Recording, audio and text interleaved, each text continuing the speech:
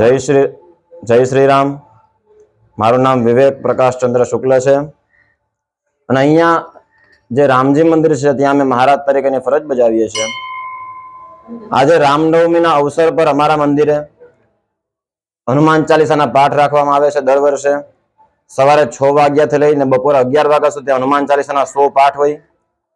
ત્યારબાદ રામ જન્મોત્સવ હોય 12 વાગે અને આ વખતે તો એક વિશેષ આયોજન કર્યું છે જે છે ચંદન અક્ષત આરતી।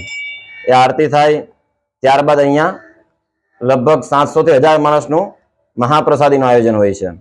વર્ષોથી આમ ચાલે છે અને આ મંદિરની સ્થાપના થઈ છે 2008માં। જે રામજી મંદિર છે તેની વાત કરું છું, એની સ્થાપના 2008માં થઈ છે અને અહીંયા આ જ મેદાન પર રામ નામ મંદિર પણ છે। અહીંયા તમે જોઈ શકો છો કે 1100 કરોડ રામ નામ ફક્ત મૂકવામાં આવ્યા છે।